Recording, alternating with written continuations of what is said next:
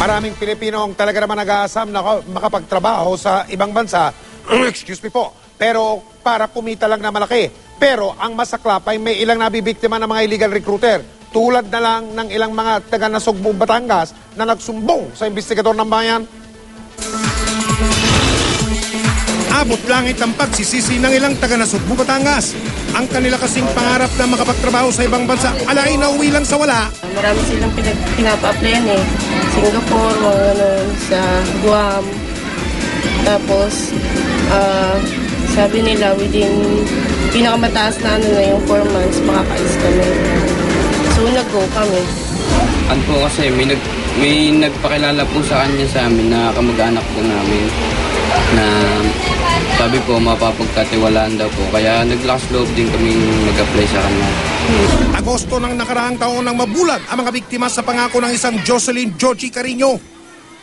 August pa yun kami nag-start magpa-medical.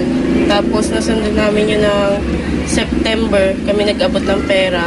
Dinala lang niya kami dun sa pinagpa-medical namin. Hindi naman, sabi niya direct hiring daw. Kaya parang ganun. Hindi niya wala siyang sinabi sa aming agency kahit ano. Kasi pinauna ko po sila na bali medical lang po yun sa akin. Bali 3 plus or umabot po yata ng 4,000. Pero matapos magbayad ng 20,000 piso si Carino, bigla na lang umanong naglaho. Hiniram din yung pera na pinambayad doon. Siyempre, babayaran din namin yun. November pa lang nawala na siya. Parang nawala? Wala, hindi na namin siya makita.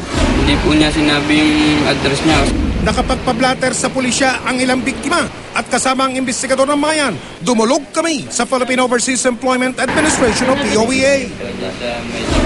Base sa verifikasyon dito sa POEA, itong nagngangalang Jocelyn Georgie Carino na ito ay hindi otorisado at hindi rin siya konektado sa isang lisensyadong recruitment agency. Kasalukuyang naharap sa reklamong illegal recruitment si Carino. I-assist po namin sila hanggang sa paghahain o pag-i-endorso ng reklamo nila sa piskalya. Sinubukan namin kunin ang panig ni Carino pero hindi na siya matawagan. Sinubukan din namin siyang hanapin pero walang nakakaalam kung saan siya matatagpuan. May paalala naman ang POEA sa mga gustong makapagtrabaho sa ibang bansa. Bago sila makipag-transaksyon o bago sila makipag-usap sa isang ahente, ay alamin muna po nila kung ang isang agency ay lisensyado sa POEA. Nakikita naman po ito sa website ng POEA. Sa mga mapagsamantalang illegal recruiter, matutuntun din kayo ng mga otoridad. Hoy, at pangako namin sa inyo, pati na sa ibang mga nanlalamang sa ating mga kababayan, hindi namin kayo tatantanan.